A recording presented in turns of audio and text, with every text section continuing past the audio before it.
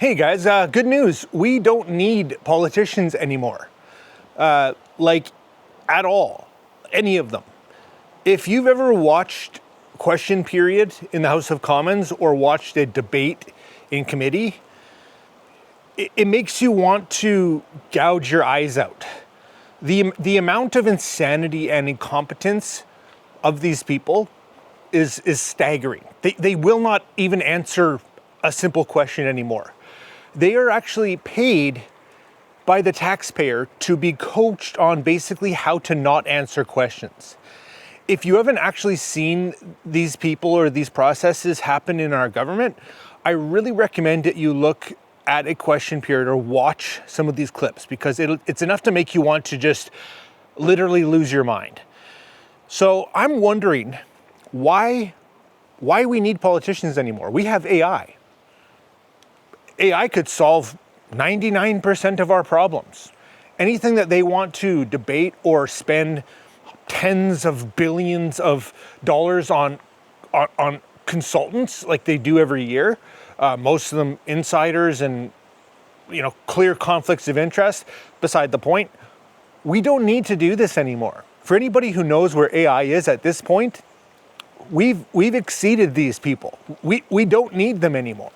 So I'm just wondering, at what point do we just say, you know what, we don't need you anymore. You're corrupt. You are clearly making decisions which don't benefit our people, and we're just going to have AI kind of step in. We're going to actually have representatives from local communities to kind of facilitate things. And guess what? We've got blockchain now, so everything's secure, a ledger that can't be altered or corrupted, and we can take back control of our country and our lives. So, yeah, just throwing it out there. Why do we need these people? They're all scum, left and right. These people are obsolete. They cannot agree on a single thing. It's literally insane. They cannot work together on a single thing. It's insane watching this unfold. It hurts my head. It's like watching the most dysfunctional people on the planet, and it only exists in politics. Having this process and this back and forth and this pure shutdown of common sense anywhere else in the world wouldn't fly. Nothing would get done. But in politics, specifically Canadian politics, it's celebrated and actually rewarded. These people are rewarded for failing over and over and over. So, yeah, at what point do we say we really don't need you anymore? We need to come together, because this is just insane. And I'm talking like the AI that we get, the free ones, are already past a capacity that you can't comprehend. Imagine what the government has. What are we doing? Minister, I understand the Liberals want to silence me and rescue you. They shouldn't let him rescue you. He's going to have your job. Will you support an amendment to ensure that your government can't mass extend 3 million people because you have no plan to remove them? Yes or no? And this is really bad. Can you just Listen, be clear? member, when you ask a question, I think you should be able to have decency to let someone respond. If you don't like any responses, then please continue I don't to like do your what word you'd like. salad. It's true. So- You are a very bad minister. Oh, you So know what? will you I support prefer my- fattoush and tabbouleh to your salad at any time.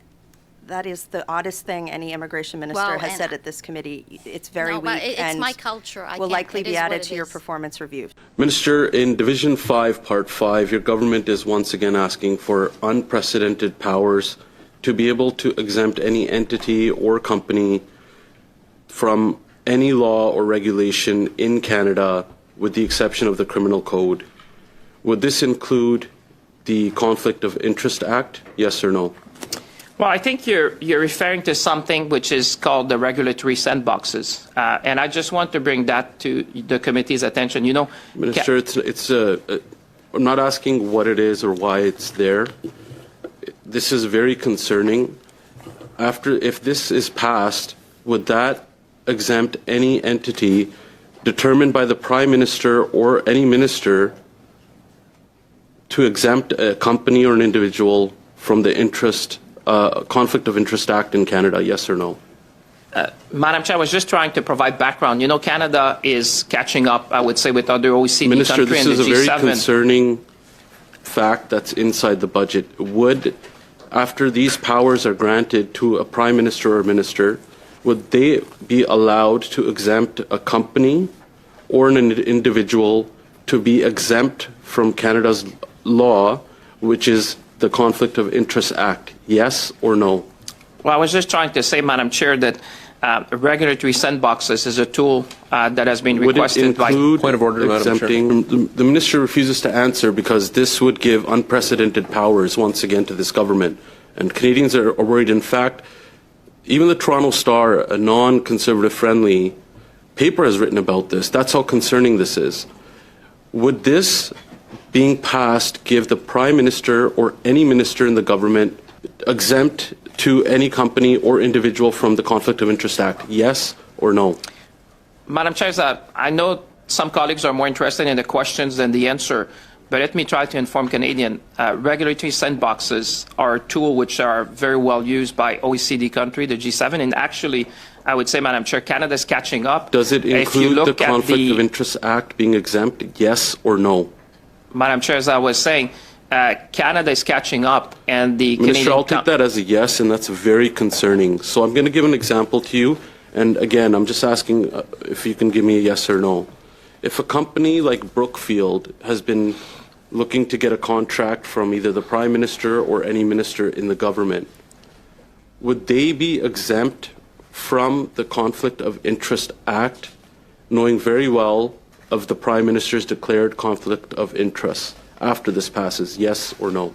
Madam Chair, I'm sure the business people who are watching this morning are a bit surprised. Everyone thought in this country that the Conservative would be business friendly. This is a request from the business sector and Canadian We're definitely innovators business for friendly, Canada but to catch the rule up of with law other applies G7 countries. in Canada. Mr. Fragiskatos, point of order. Again, we want to hear the answer. Minister, I will take your non-answer as the conflict of interest would not, the Act would not apply to a company or an individual if any Prime Minister or Minister grants them those powers and a contract under the government, which is concerning because that means a company like Brookfield that obviously has conflict of interest with the Prime Minister could be awarded a contract and been given Canadian money without having the Conflict of Interest Act apply to them with these powers. Now, I have another question for you. Under this division and this part, would this also give the power to exempt any company or person from the Investment Canada Act? Yes or no? Madam Chair, let me try to explain to Canadians that what we call regulatory sandboxes is subject to a number of safeguards. Let me just list a number of them. So would the safeguard, let's go off of that. You said it has a safeguard. Does the safeguard help to prevent a company like Brookfield from being awarded a contract and exempt from the Conflict of Interest Act? Yes or no?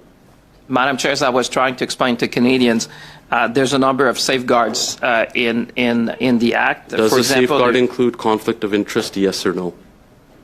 Madam Chair, as I said, I feel there's some who are more interested in the questions than the answer, but Canadians, I think, would rather hear the Minister, answer this is sometime. very concerning. Point of order. We provided feedback when that program was first developed, so that was before the current minute. Oh, sorry. Relevance. I don't think the question is relevant to the study.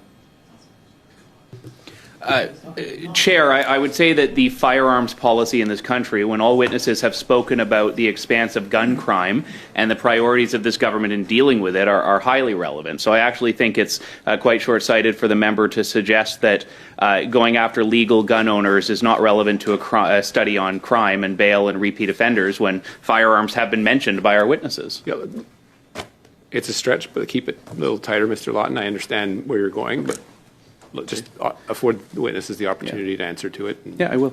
perhaps stick closer to the theme of the study. So my Liberal colleague actually raises an important point here, which is that law-abiding gun owners have nothing to do with crime. So I'll ask you, Mr. Campbell, because you have spoken about that in the past.